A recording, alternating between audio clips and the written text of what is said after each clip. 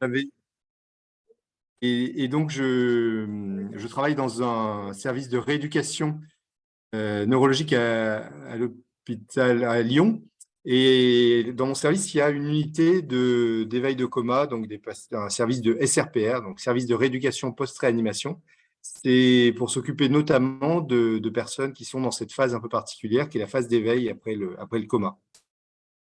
Et quand on avait discuté des différents webinaires, j'avais fait la proposition de parler, voilà, de où on en était aujourd'hui, dans comment ça se passe en fait, la prise en charge, quelles sont les données de la littérature scientifique, et puis aussi comment on peut les utiliser pour essayer d'adapter les soins au mieux dans ces unités. Alors, chez nous, ça s'appelle un SRPA, il y a d'autres endroits en France, c'est des unités d'éveil, mais on a voilà, un certain nombre d'éléments qui, dans la littérature, nous permettent de faire peut-être un petit peu évoluer nos pratiques.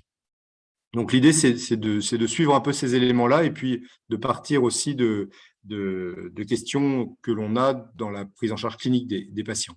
Évidemment, vous pouvez tout à fait m'interrompre à tout moment pour discuter, sinon on discutera à la fin, mais voilà, c'est aussi possible pendant le topo sans problème. J'ai pas fait trop long pour que ce soit pour que ce soit aussi un petit peu vivant, mais je voulais vous dire quelques messages importants.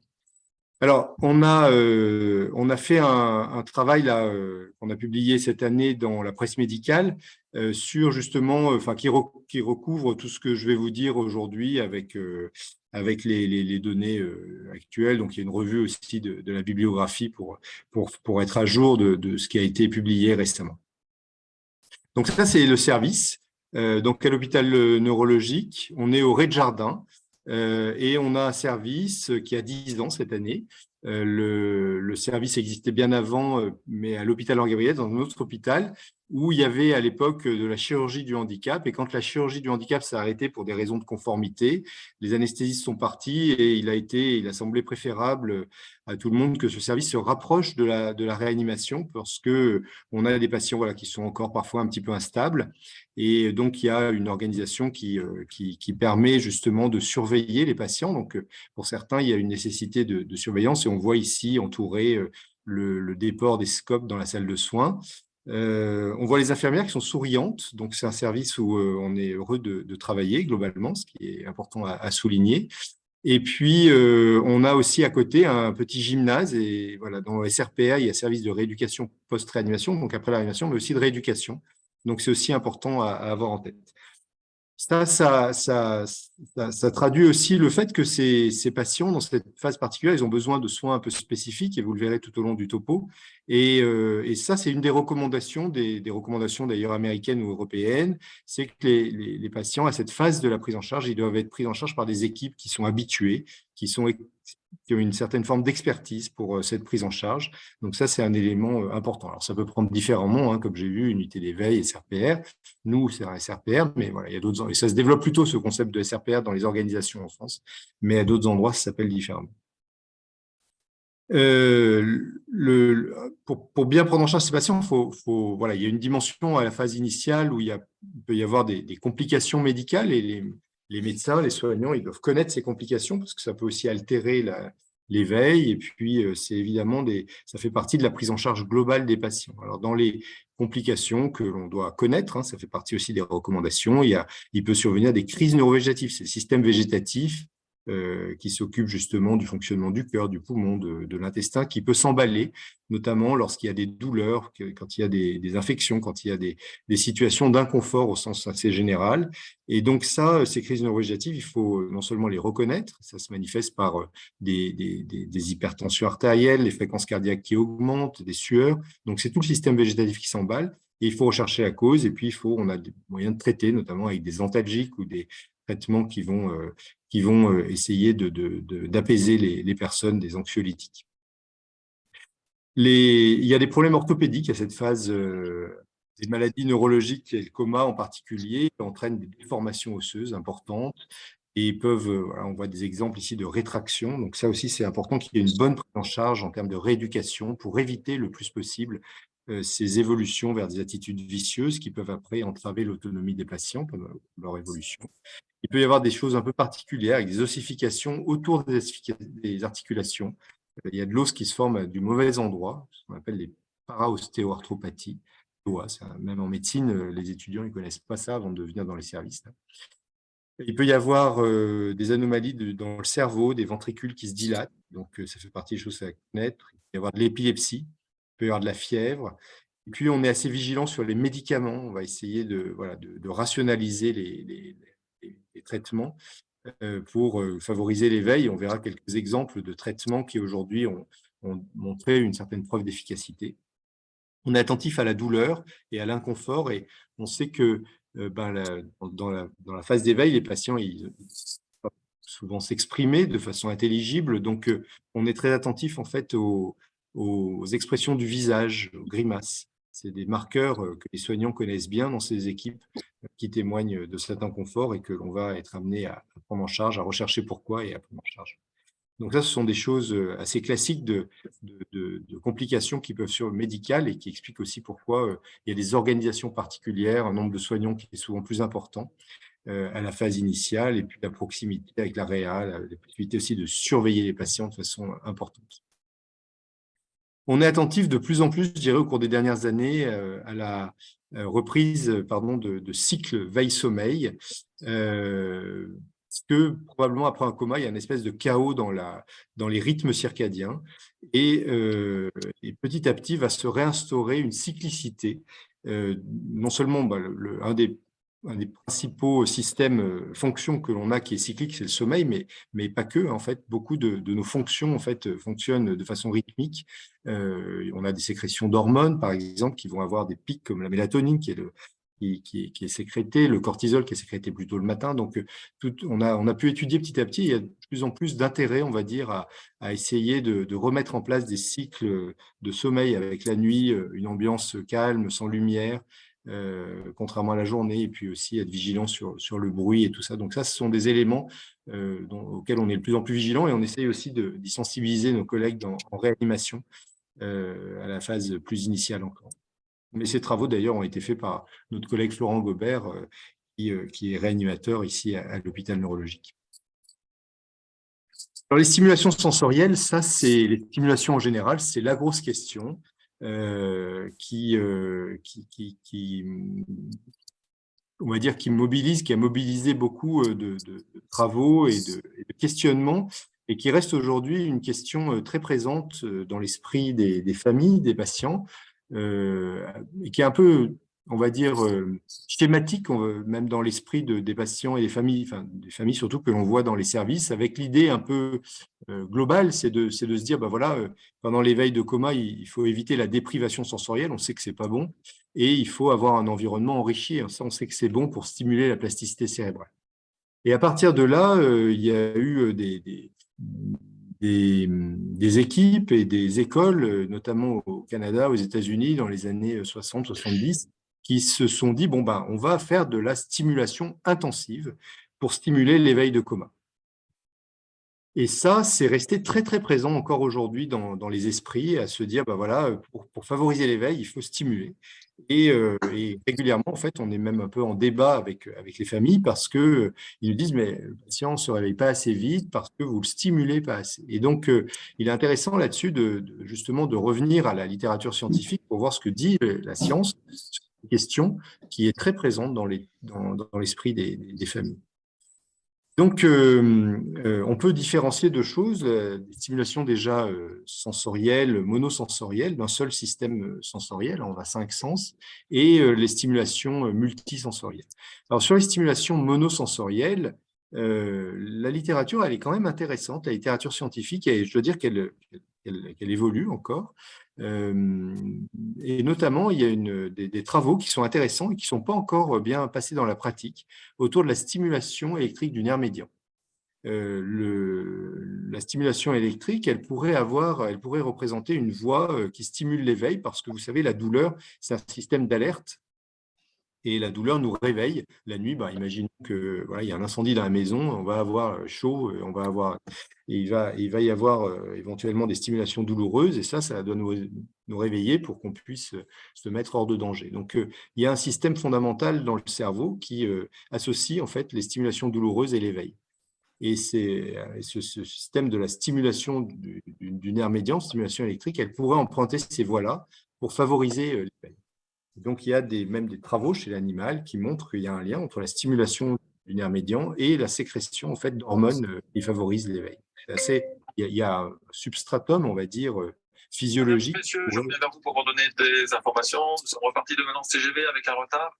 Le conducteur m'informe que notre arrivée est prévue aux alentours de 18h34 en gare de Lyon-Saint-Exupéry. Je répète, arrivée prévue aux alentours de 18h34 en gare de Lyon-Saint-Exupéry. Notre TGV ensuite repartira de la gare de Lyon-Saint-Exupéry à 18h54 pour une arrivée prévue aux alentours de 21h.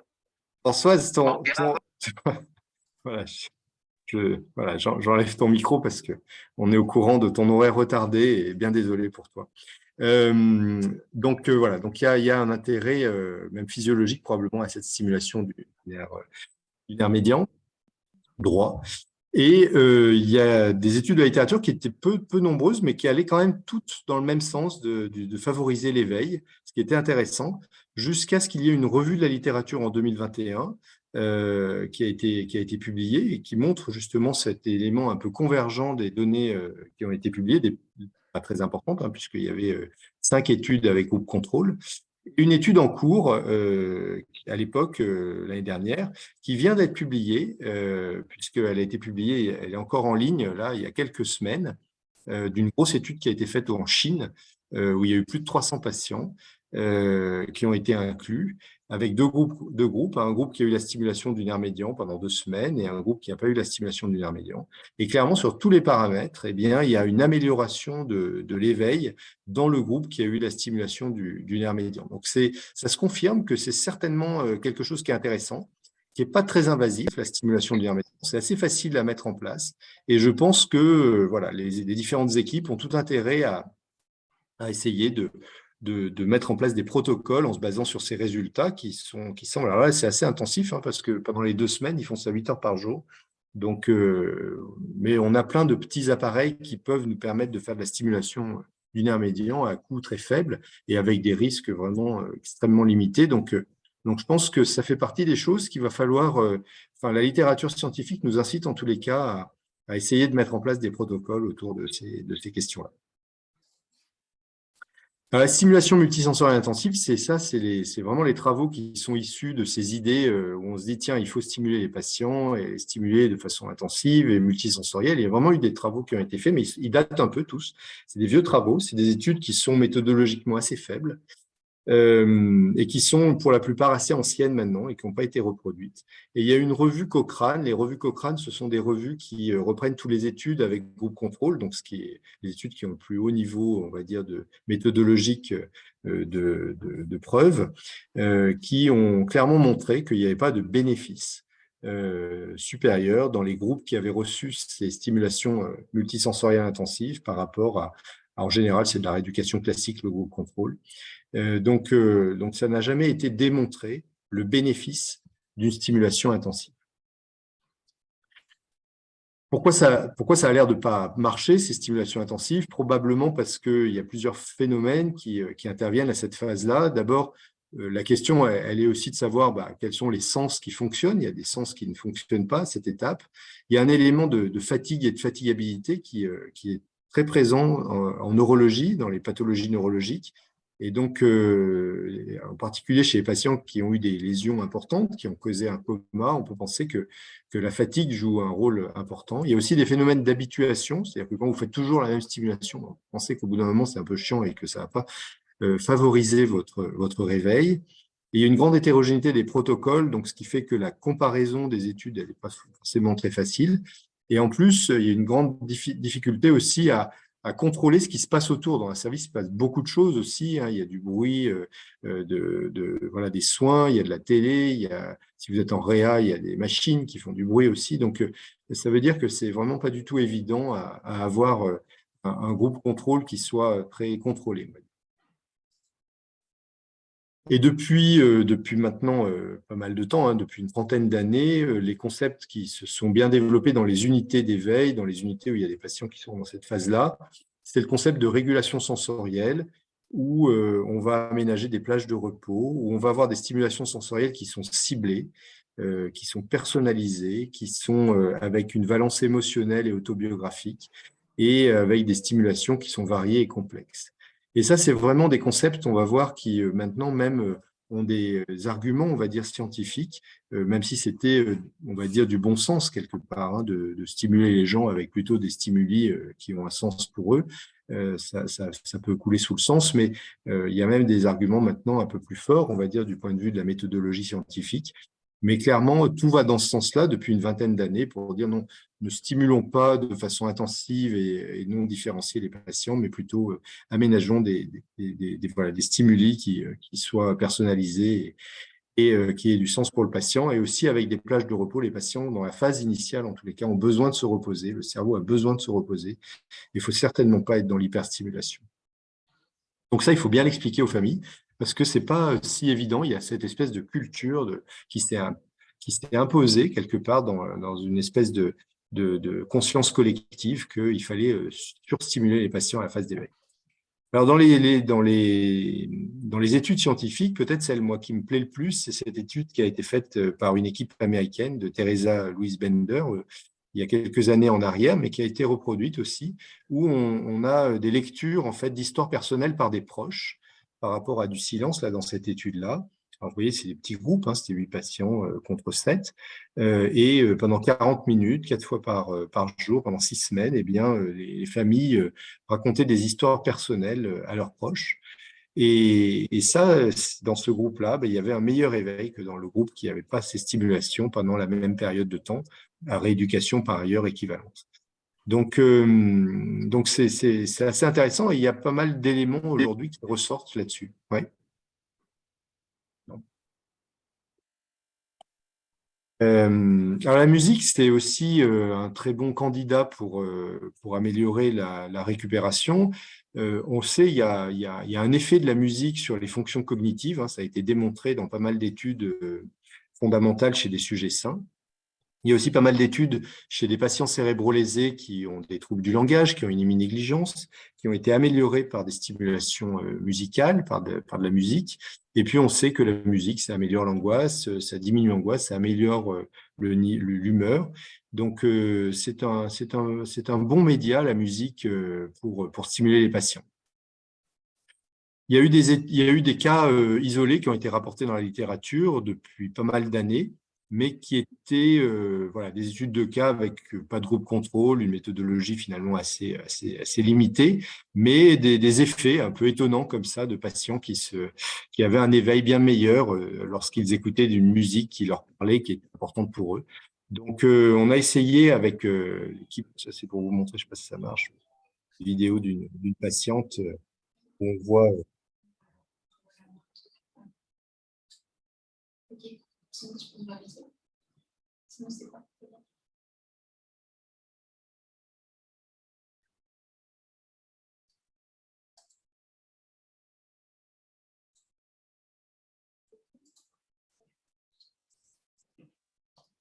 Je n'entends plus, Jacques.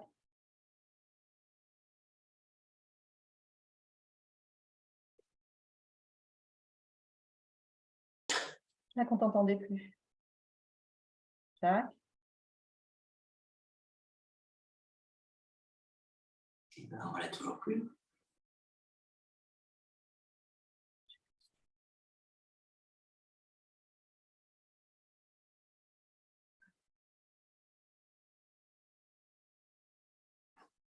Est-ce que vous entendez Jacques?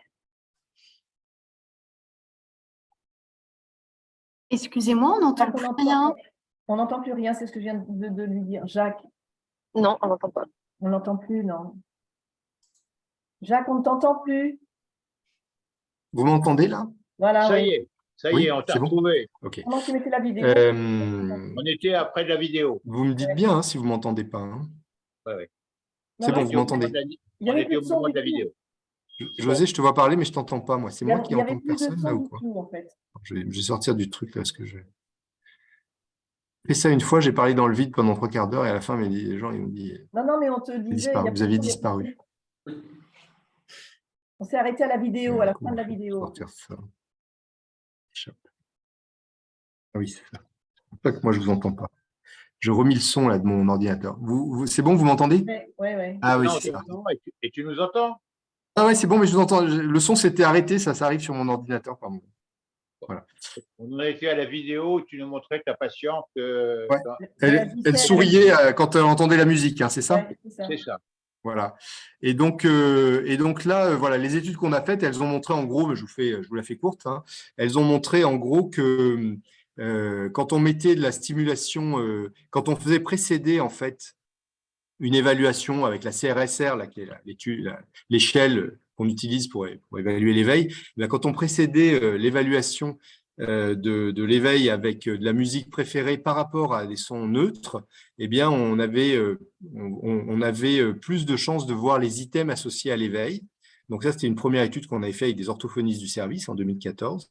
Ensuite, on avait fait une étude avec des potentiels évoqués et des potentiels évoqués au propre prénom, c'est-à-dire que quand on disait le prénom de la personne, il y avait une réponse un peu complexe du cerveau, une activité plus complexe du cerveau qu'on appelle la P3, qu'on détectait plus facilement et de façon plus fréquente, significativement plus fréquente, quand ce prénom était précédé de la musique préférée du patient. Et après, on a voulu comparer différentes formes de stimulation, notamment la musique préférée par rapport à des sons neutres, et puis par rapport à aussi à des stimuli olfactifs. Et on avait des stimuli olfactifs neutres et des stimuli olfactifs personnalisés. On a essayé de voir ça avec les familles. Et ce qu'on voyait, c'est que globalement, par rapport à l'échelle clinique, là, la Coma Recovery Scale, eh bien, on avait plus de chances de voir des signes d'éveil quand c'était précédé de la musique préférée. C'était le meilleur stimulus, on va dire, par rapport à des sons neutres après et par rapport à des stimuli olfactifs préférés et des stimuli olfactifs. Donc, c'est ce qui ressortait le plus dans cette étude-là. Donc, c'était assez intéressant de voir que la musique avait quand même une puissance supérieure en termes de stimulation de l'éveil. Donc, globalement, ce qu'on peut dire des stimulations sensorielles, c'est que voilà, la stimulation du nerf médian, il y a quand même des éléments dans la littérature qui laissent penser que ça vaut la peine probablement d'intégrer ça dans nos pratiques. Et moi, je n'ai pas encore essayé, mais clairement, c'est des choses qu'on va essayer de mettre en place dans le futur. Et il y a Hugo qui est en face de moi et qui est le futur assistant du service. Il sait du coup ce qu'il va avoir à faire aussi. Il y a des données convergentes pour penser qu'il y a un effet positif des stimulations personnalisées à valence émotionnelle avec le concept de régulation sensorielle, des plages de repos qui sont importantes. Asseoir le patient est toujours quelque chose d'important. Les liens avec les proches, parce que les stimulations à valence émotionnelle, autobiographique, c'est évidemment avec les proches qu'on peut y avoir accès. Donc, c'est aussi un bon moyen de faire un lien avec les proches à cette phase d'éveil où les proches sont souvent dans des situations évidemment de vivre des situations terribles. Donc voilà, ça permet aussi de rétablir des liens, de les écouter et de les impliquer dans la prise en charge. Une place probablement pour la musique. C'est pas très compliqué hein, maintenant avec les playlists. Vous m'entendez plus? Si, on t'entend. Si, ouais. J'ai toujours peur parce que quand je vois José bouger, je me dis il y a un problème. Mais non, c'est donc voilà la musique et puis voilà, ça reste quand même. Il faut quand même garder en tête que la méthodologie de ces travaux, elle est quand même pas très. Enfin, c'est des petits effectifs souvent. C'est les groupes contrôle qui sont souvent difficiles à faire. Donc ça reste quand même probablement quelque chose de positif, mais ce n'est pas non plus des baguettes magiques. Hein. Ça permet peut-être d'améliorer un peu la vitesse de récupération, hein, peut-être d'aller un petit peu plus loin, mais c'est difficile de dire que ça va changer vraiment le devenir avec ces stimulations. Alors, on a depuis aussi quelques années maintenant, oui. Juste, il n'y a rien sur les stimulations tactiles. À part la stimulation quand même du nerf médian, Ouais. c'est quand même tactile, quoi, c'est sensoriel. Quoi. Ouais. Mais après, sur le tact et le toucher, on va dire, Oui, le toucher est probablement à une place importante, hein, Emmanuel, mais n'a pas été étudié à part entière, voilà, ou de façon isolée, à ma connaissance. Mais on sait par exemple que le toucher dans la douleur, hein, il y a des études là-dessus assez fortes hein, dans les soins infirmiers, et même dans des revues de haut niveau qui ont montré que le toucher thérapeutique peut diminuer la douleur. On peut penser que ça a une place, Mais voilà, alors, vous savez, hein, comme toujours, hein, l'absence de preuve n'est pas la preuve de l'absence. Hein, donc, c'est pas parce qu'il n'y a pas d'études que ça ne marche pas, mais simplement, ça veut dire que c'est des travaux qui restent à faire probablement. Et donc, depuis maintenant une trentaine d'années, on se pose aussi la question de stimuler quelque part directement le cerveau des patients pour améliorer leur éveil. Et on a pour ça un modèle anatomique qui s'est petit à petit un peu plus clarifié, avec des zones qui sont impliquées dans l'éveil, qui ont été identifiées, donc des zones dans le tronc cérébral, la partie qui est entre le cerveau et la moelle épinière, où il y a une zone très importante pour l'éveil qui s'appelle la fonction, le système réticulé ascendant, activateur, qui est une zone qui réveille le cerveau. Et on le sait ça depuis des expériences qui ont été faites dans les années 50. Donc, c'est une zone qui est très localisée, qui va permettre ces cycles veille-sommeil, et en particulier l'éveil. Et puis, la conscience de nous, de l'environnement, tout ça, ça ne repose pas clairement sur une région du cerveau. Hein, on le sait bien, c'est des régions qui sont connectées les unes aux autres, beaucoup de régions qui interviennent ensemble pour qu'on ait une conscience d'une information de nous-mêmes et des représentations complexes de nous-mêmes et de notre environnement. Et ça implique vraiment des régions corticales, donc la surface du cerveau, qui doivent connecter entre elles, mais ça implique aussi des régions qui sont plus profondes, des régions sous-corticales. Alors, c'est des noms un peu complexes hein, pour ceux qui ne sont pas dedans, mais en particulier le thalamus, qui est une région très importante qui va activer le cerveau, et puis d'autres zones comme ça, le striatum, le globus pallidus. Mais ça nous fait un modèle, c'est intéressant, ça nous fait un modèle anatomique pour essayer de mieux comprendre comment se fait l'éveil et donc comment peuvent agir certaines molécules et certaines stimulations. Donc, par rapport à ça, on a différentes techniques à notre disposition aujourd'hui et on peut imaginer que selon leur mode d'action, elles agissent à différents niveaux de ce modèle d'éveil et de conscience. On va essayer de les voir et de les voir avec une approche, ces différentes techniques, une approche un peu clinique qui est basée sur, comment ça peut fonctionner. Deuxièmement, est-ce que c'est bénéfique? Est-ce qu'il y a des arguments dans la littérature scientifique pour nous dire oui, ça marche, non, ça ne marche pas? Est-ce que c'est dangereux? Parce que vous savez, en médecine, on a toujours le raisonnement de dire la balance entre le bénéfice et les risques dès qu'on met en place un traitement. Et est-ce que c'est faisable? Donc, je dirais que c'est sous ces 4 aspects qu'on va regarder un peu ces différentes techniques qui sont aujourd'hui à notre disposition dans les soins courants maintenant, pour certains.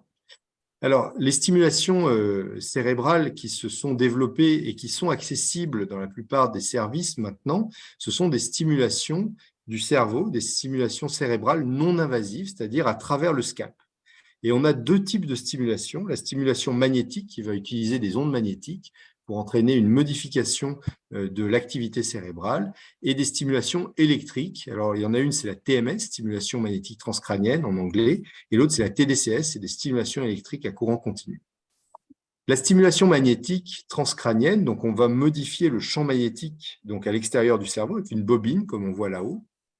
Et cette stimulation magnétique transcrânienne, il y a pas mal d'arguments. C'est ça, c'est une bobine qui entraîne une modification du champ magnétique. Il y a des arguments pour penser que on fait gagner un peu le niveau d'éveil quand on fait ça, en regard en particulier du lobe frontal gauche. Alors, c'est toujours été le lobe frontal gauche, préfrontal gauche qui a été stimulé, mais il n'y a pas d'élément à part le fait que c'est une région qui est importante pour le langage, pour les fonctions cognitives. Mais sinon, il n'y a pas non plus. Alors, il y a des études là qui essayent de voir justement en fonction de où est localisée la lésion, si on stimule à d'autres endroits, est-ce que ça peut marcher? Si on stimule à plusieurs endroits en même temps, est-ce que ça peut marcher? Donc, il y a des études qui montrent que c'est pas que le lobe frontal gauche qui entraîne des améliorations, mais peu importe, j'ai envie de dire. Ce qu'on voit, c'est que globalement, ces stimulations magnétiques, elles permettent d'améliorer un peu le niveau d'éveil. Donc, ça, c'est plutôt positif.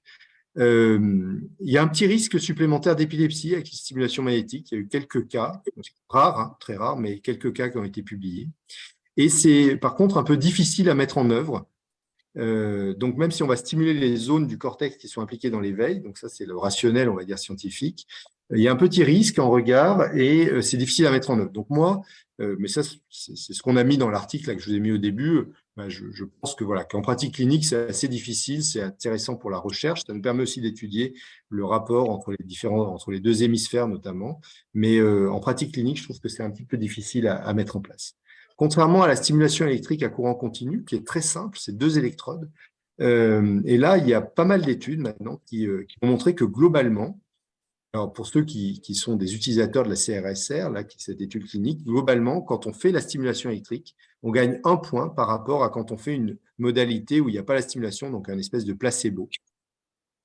Donc, ça permet peut-être de détecter des signes d'éveil qu'on ne pourrait pas voir aussi facilement si on n'avait pas la stimulation. Donc ça, c'est facile à faire, aucun risque, il n'y a pas d'effet secondaire, et on peut le mettre en place, et c'est le même rationnel que la stimulation magnétique.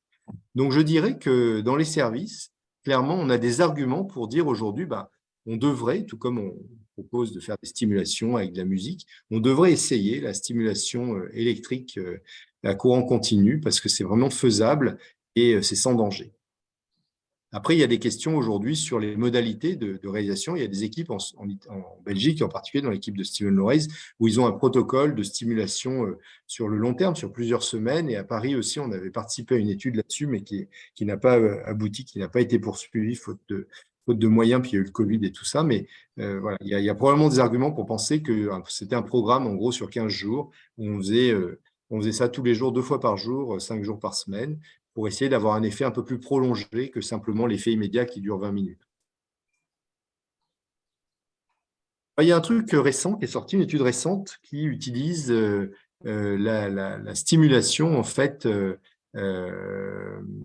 par choc électrique externe et par des ondes de choc qui permet en fait de toucher les structures plus profondes et en particulier le thalamus. Le thalamus, c'est une région donc, qui est profonde dans le cerveau et qui peut avoir un effet beaucoup plus global en fait sur l'éveil. Donc ça, c'est assez intéressant. Et il y a une étude qui a été publiée en 2021 sur les 3 premiers cas d'une étude plus large qui compte inclure une vingtaine de patients. Donc ça, il y a eu 3 patients et il y en a 2 qui se sont améliorés, un qui s'est plutôt détérioré un petit peu, mais ils étaient à un stade chronique et l'éveil que l'on a pu voir chez au moins 2 patients était quand même assez étonnant, à se dire que ça paraissait possiblement bien en lien, la méthodologie semblait indiquer que ça pouvait quand même être un effet de cette stimulation compte tenu du délai et du nombre d'évaluations qui avaient été faites avant qui montraient que c'était assez stable. Donc ça paraît quelque chose qui pourrait être un outil du futur, on va dire, pour stimuler des structures plus profondes, parce que sinon, avec les 2 autres, on stimule que l'enveloppe du cerveau. Donc ça, c'est quelque chose qui pourrait être intéressant, mais il y a encore très peu de... Voilà, il y a une seule étude avec 3 cas, donc c'est très, très limité. La stimulation du nerf vague, c'est une technique où on va stimuler le nerf vague. Alors, le nerf vague, c'est un nerf dont on ne sait pas bien son effet, comme son nom l'indique. Hein, c'est pour ça qu'on l'a appelé le nerf vague. Mais c'est un nerf qui fait partie de ce qu'on appelle les paires crâniennes, qui a suscité beaucoup d'intérêt au cours des 15-20 dernières années, parce que c'est un nerf qui met en lien, en fait, le cerveau et les viscères et le corps. Et 80% des fibres du nerf vague vont des viscères vers le corps. Donc, ce serait quand même probablement un super informateur de ce qui se passe dans le corps. Et comme vous le savez, la conscience de soi, c'est une conscience incarnée. Et pour développer une conscience de soi, on a besoin d'informations qui remontent du corps. Et probablement qu'une partie importante de ces informations sont véhiculées par le nerf vague, qui est sensible à la fréquence cardiaque, qui est sensible au fonctionnement digestif, qui est sensible également au fonctionnement des poumons. Et on sait que le nerf vague, il agit, il a une action au niveau du cerveau parce que quand on le stimule, eh bien, on entraîne des modifications de l'activité électrique du cerveau à tel point que c'est utilisé en pratique courante aujourd'hui dans l'épilepsie. Et il y a des patients qui ont des épilepsies réfractaires qui ne sont pas traitables par les médicaments, eh bien, à qui on implante en fait des stimulations du nerf vague pour diminuer la fréquence de l'épilepsie. Et on sait chez ces patients que quand ils ont la stimulation, ils sont plutôt plus éveillés. Et les patients le disent, ils ont même un niveau cognitif un peu meilleur. Et c'est à partir de là, plus des études qui avaient été faites chez l'animal, que l'idée est arrivée dans une équipe avec laquelle je travaille, de Angela Sirigu au centre cognitif, au centre de sciences cognitives à Lyon, de faire un travail pour voir si ça pouvait avoir un intérêt chez les patients en éveil de coma. À ce stade, donc c'est une étude pilote, on va dire, de faisabilité. À ce stade, il y a eu 2 patients qui ont été inclus, mais on a fait un protocole très lourd et en plus avec le Covid, là, je dois dire qu'on n'avait plus trop les moyens de continuer. Dans les 2 cas, on a eu à peu près les mêmes effets. On a eu, de façon assez intéressante, une petite amélioration clinique. La CRS s'est un peu améliorée de quelques points, on va dire. On voit ici sur la courbe en bas, là, c'est avant la stimulation du nerf vague, ça c'est après, avec plein d'évaluations avant, plein d'évaluations après. C'est la moyenne des évaluations. Donc, globalement, il y a un petit effet d'éveil chez ce patient qui était à 15 ans d'un traumatisme crânien qui était considéré en état végétatif. Parallèlement à ça, on a vu une modification de l'activité corticale du cerveau avec des marqueurs de connectivité très, très proches de ceux qui ont été, enfin, on a utilisé les mêmes marqueurs de ceux qui ont été faits par l'équipe parisienne là, de Lionel Nakache à la Salpêtrière, qui traduisent, qui sont associés, qui sont corrélés aux patients qui sont plutôt en état psychorelationnel par rapport à ceux qui sont en état végétatif. Donc, tous ces éléments-là nous ont fait dire que la stimulation du nerf vague avait eu un effet, un impact plutôt positif sur le fonctionnement cérébral de ce premier patient et aussi du point de vue clinique, mais même si l'effet était quand même modeste, il faut bien le dire, puisqu'on avait surtout des petites réponses qui arrivaient, un suivi du regard qui était meilleur, des réactions émotionnelles. Parallèlement à ça, on a vu un effet secondaire, qui est un effet qui peut apparaître avec la stimulation du nerf vague, c'est qu'on a vu le patient, il a développé un syndrome d'apnée du sommeil, environ 6 mois après l'implantation du stimulateur, qui nous a fait l'arrêter, ce stimulateur. Et quand on a arrêté le stimulateur, le syndrome d'apnée du sommeil s'est aussi arrêté. Donc, il y avait un lien entre l'apnée du sommeil et stimulation du nerf vague. Le patient est d'ailleurs mort plusieurs mois après, mais je pense qu'il n'y avait aucun lien et ça avait fait un peu du débat dans la presse. Et moi-même, j'avais dû m'en expliquer parce que voilà, quand l'étude a été publiée, le patient n'était pas mort, mais après, au moment en fait où l'étude est sortie dans la presse, le patient a été mort et du coup, voilà, les gens ont dit mais qu'est-ce que c'est que cette étude, etc. Puis vous l'avez caché. Bon, il n'y a rien n'a été caché, simplement c'est arrivé dans la chronologie entre les deux.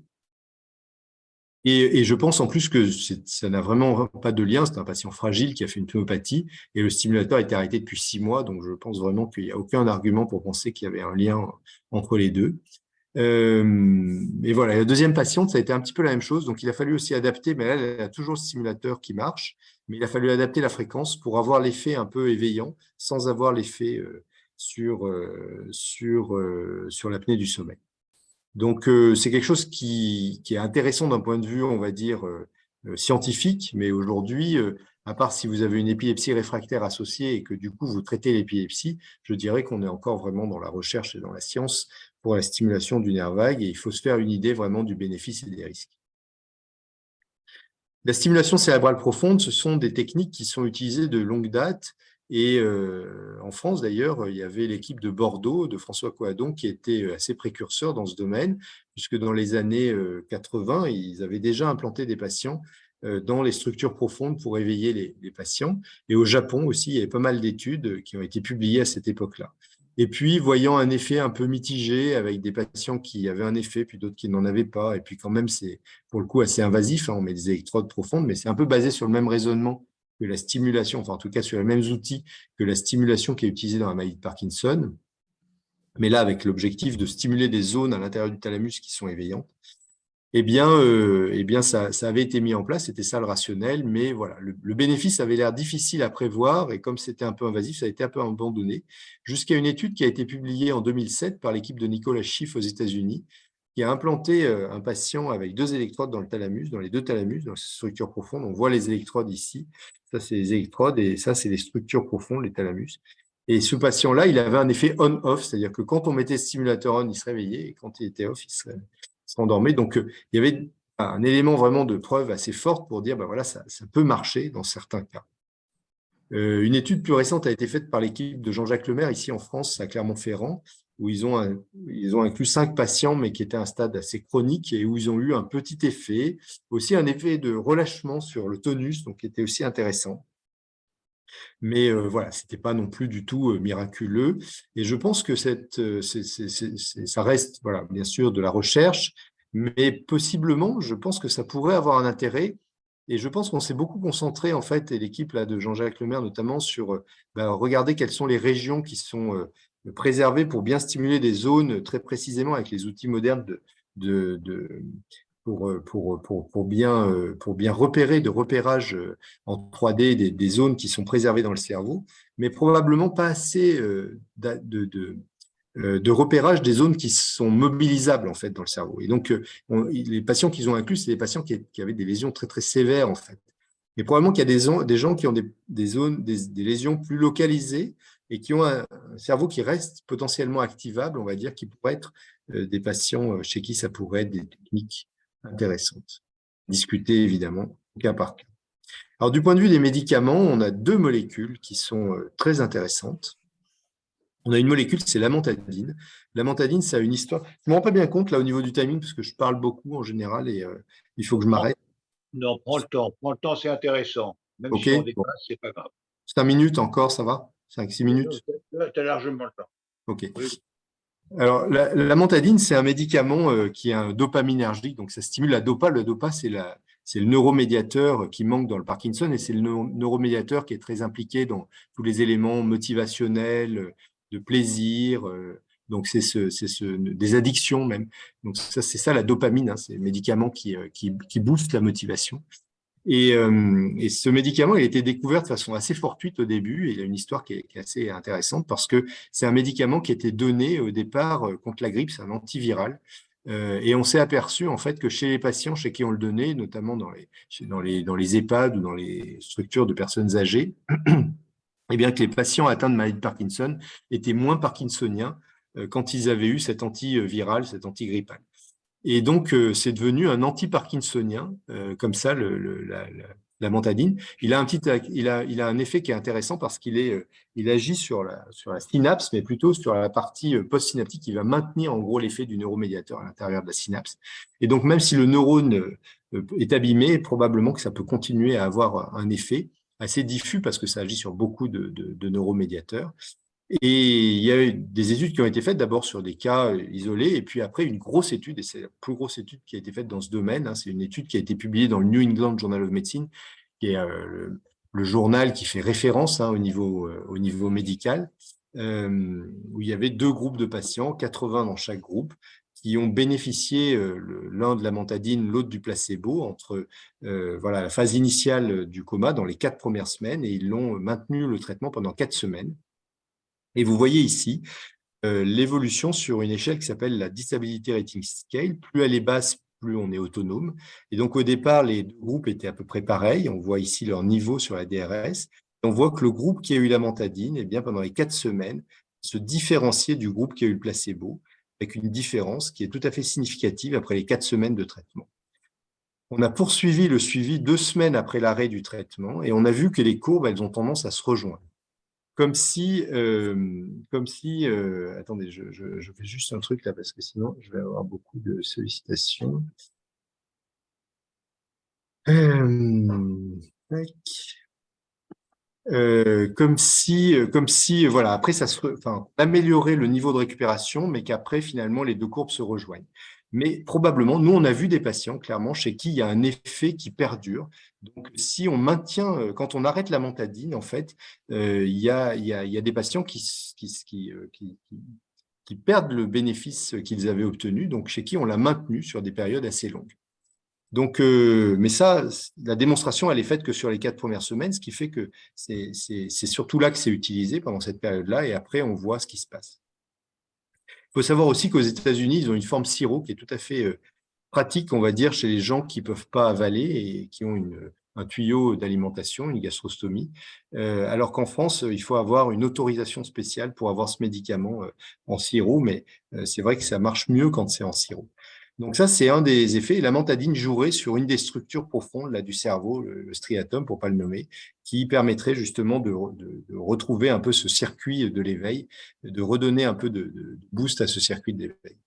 Et ce médicament est maintenant, nous on l'utilise systématiquement, et c'est d'ailleurs utilisé dès la réanimation pour les patients qui restent un peu longtemps en réanimation, avec des recommandations qui sont dans les recommandations aujourd'hui de bonne pratique américaines notamment. L'autre médicament qui est intéressant, c'est le Stilnox. Le Stilnox, c'est un médicament qui normalement endort, hein, c'est un hypnotique qui s'appelle aussi le zolpidem, c'est son nom pharmacologique, et qui agit sur lui d'autres récepteurs, les récepteurs GABAergiques, qui sont aussi très développés dans le cerveau. Et le GABA, c'est un neuromédiateur qui est un puissant en fait inhibiteur du cerveau. C'est un médicament qui normalement fait diminuer l'activité du cerveau. Et c'est pour ça que c'est plutôt un hypnotique dans le cas normal. Et dans certains cas, il a été observé un effet dit paradoxal d'éveil, en fait, chez certains patients. Alors cet effet, il est rare. Il concerne, d'après les études scientifiques qui ont été faites sur des populations un peu larges, à peu près 5% des patients qui sont en éveil de coma. Il y a eu une grosse étude là, de cohorte en Belgique qui a montré ça. Comment ça marche? On ne sait pas bien. Il semblerait que ça agisse aussi sur des structures profondes où il y a beaucoup de récepteurs GABAergiques. Mais pourquoi il y a un effet paradoxal chez certains patients? C'est ça un peu le mystère.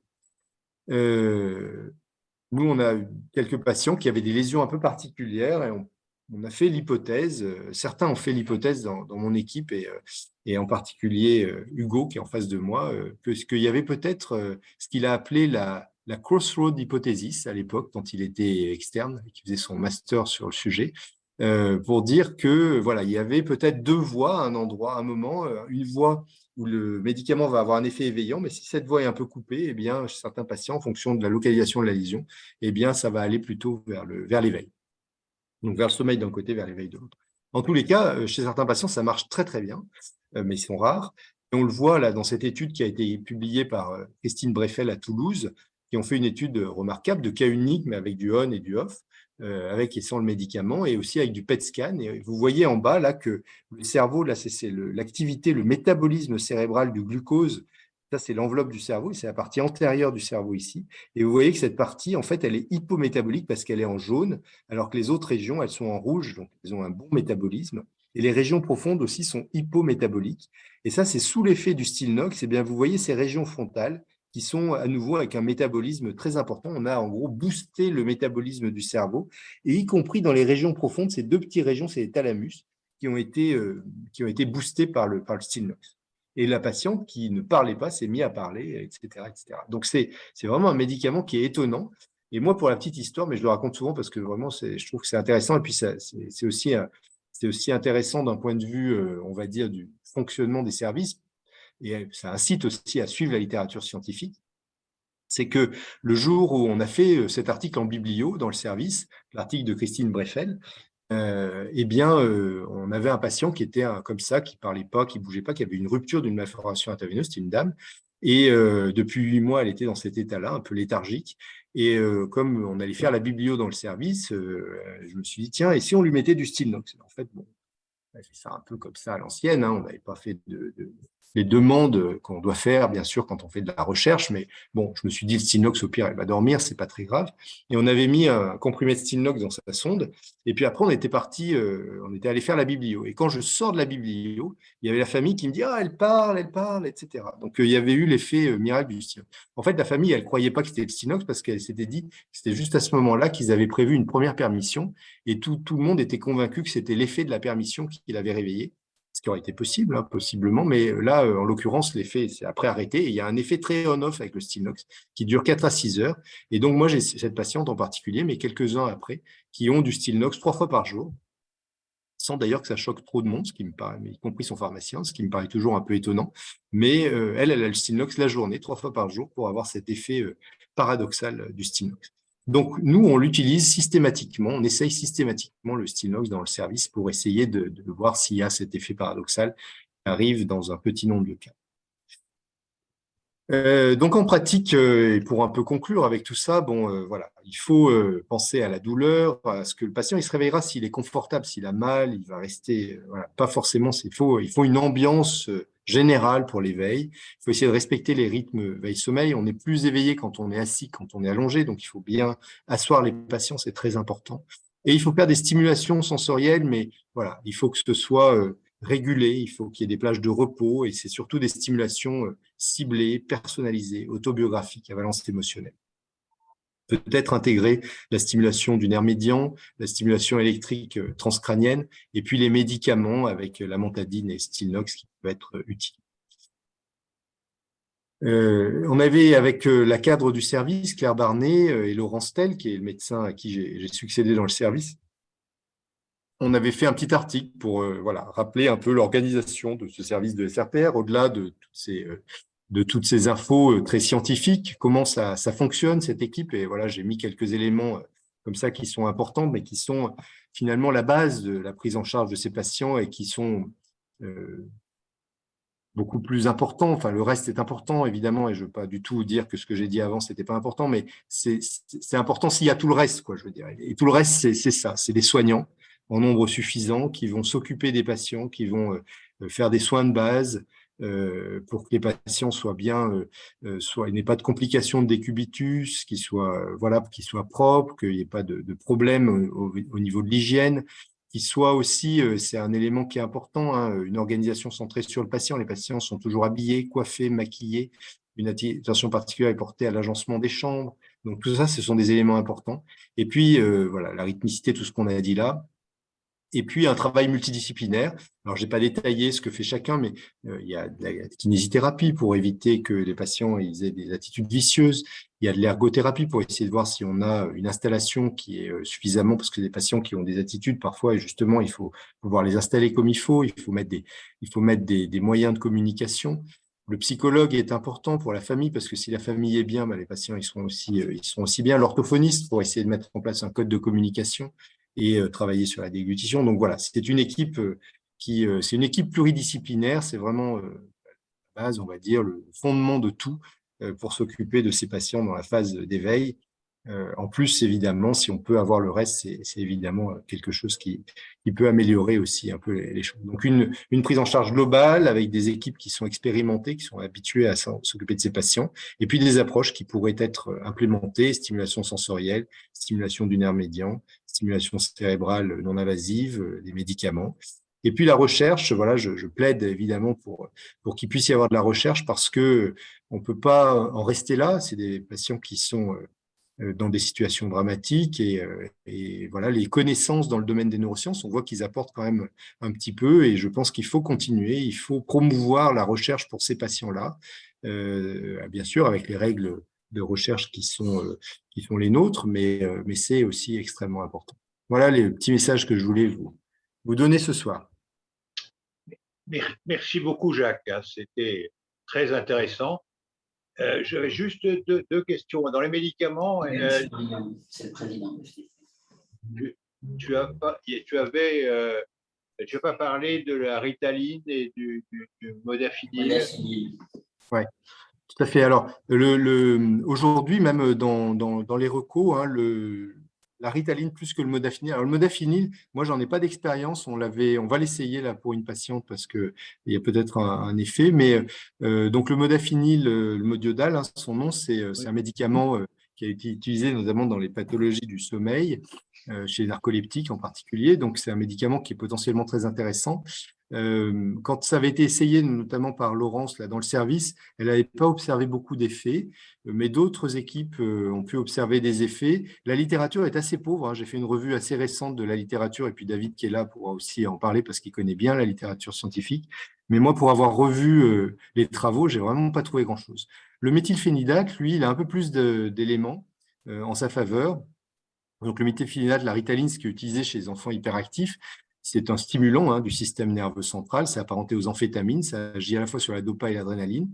Et il y a clairement, on l'a utilisé dans des cas assez ponctuels. Moi, j'avais fait une étude dans l'héminégligence sur la Ritaline pour essayer d'améliorer l'attention, parce que voilà, dans les enfants hyperactifs avec troubles attentionnels, ça améliore aussi l'attention, les capacités attentionnelles. Et chez les patients qui sont dans un état on va dire, de manque d'initiative, de grande fatigue, d'apathie, je pense que la Ritaline, si on a essayé les deux autres avant qui n'ont pas marché, ça peut être une alternative. Dans les recommandations, aujourd'hui, ils disent que, voilà, notamment s'il y a une insuffisance rénale où l'amantadine a des effets ennuyeux sur le rein, on peut utiliser en alternative la Ritaline. Donc, c'est aussi un produit qui peut être utilisé. Et quand on est à un stade un peu chronique où, de toute façon, la balance bénéfice-risque, elle est assez facile à établir, au moins pour essayer. Moi, j'ai eu 2 effets secondaires avec la Ritaline. J'ai eu des poussées d'hypertension artérielle. Donc, chez les patients hypertensifs, il faut faire attention. Et j'ai eu des troubles du comportement. J'ai eu des patients qui se sont vraiment agités sous Ritaline. On voit ça aussi d'ailleurs avec la Montadine parfois, à de fortes doses. Donc, il faut être un petit peu vigilant là-dessus. Mais c'est une alternative, c'est vrai. Parce qu'effectivement, la Ritaline et le mode iodal, en fait, et le modafinil qui sont donnés dans les hypersomnies, la narcolepsie, en fait, hein, avec des effets quand même qui sont quand même assez favorables. Sur le modafinil, moi, je sais qu'on avait fait une étude il y a longtemps sur les patients, avec les patients en phase d'éveil, sauf que l'étude était faite trop tard, à mon avis. C'était des patients déjà éveillés et que les protocoles étaient pour voir si ça améliorait leur fonction cognitive. Alors que sur les patients qui étaient peu éveillés, moi, j'avais quand même constaté qu'il y avait une amélioration de l'éveil, mais ce n'est pas du tout correctement documenté. Voilà, donc c'est vrai que c'est 2 médicaments qui sont vraiment donnés en fait systématiquement par les laboratoires des pathologies du sommeil dans les hypersomnies. Donc on se disait que ça doit éveiller quand Mais on a encore peu d'études même. Ouais. qui montrent ça. Hein. David, tu es d'accord? Hein? Oui, oui, vous m'entendez? Oui. Très bien. Ouais, donc moi, je l'utilise effectivement chez ces personnes, lésions sous-corticales, en particulier thalamiques, avec des défauts d'activation psychique, des gens qui dorment beaucoup. Enfin, on a vraiment quand même l'hypersomnie qui est là.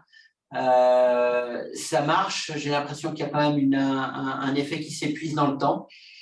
Est-ce que c'est aussi une récupération des personnes? On finit par l'arrêter.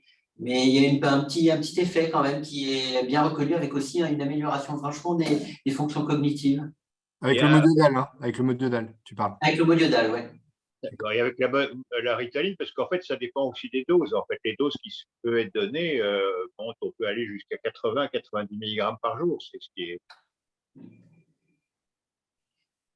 Ouais. Là, tu parles de quoi? Tu parles de la Ritaline ou tu parles De la Ritaline. Moi, je parle de la Ritaline. Là. Oui. Ouais. Alors, la Ritaline, moi, je l'ai utilisée à des petites doses. Hein. Je l'ai utilisée à 20 mg. Donc, voilà. Mais effectivement, on peut l'utiliser à des doses plus fortes. Parce que moi, je connais bien, enfin, je connais par comme ça des problèmes des gens qui ont des problèmes d'hypersomnie, mais qui sont souvent, pour arriver à ce qu'ils soient bien éveillés, correctement éveillés, c'est 80 mg par jour, avec Ouais. donc un des cas que je connais très bien, qui était capable d'avoir un somnolence de pratiquement 3 jours, sans se réveiller. Ouais, c'est vrai qu'on voit des patients qui ont cette somnolence et où on l'a essayé d'ailleurs et ça a eu un effet là récemment. Ouais.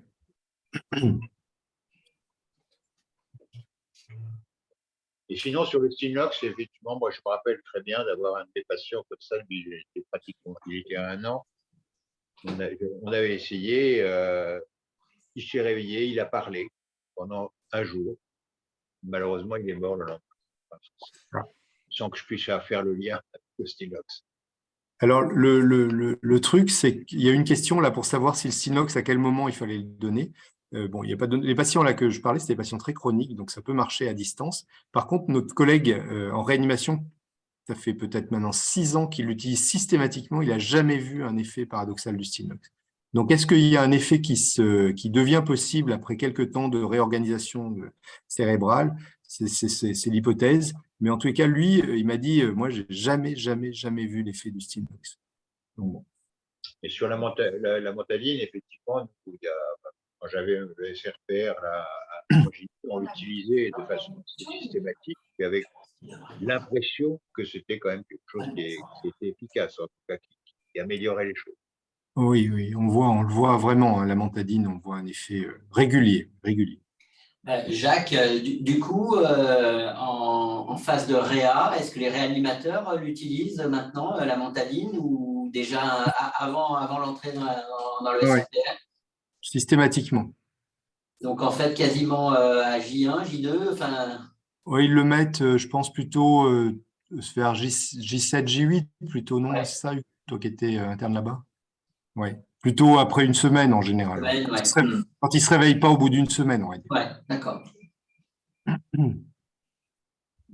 Et il voit des effets là aussi. Le veut aussi, comme nous. Hmm. Bon, bah, écoute, qu'est-ce qu'il y a des questions là dans les gens qui sont encore là? Allô, allô?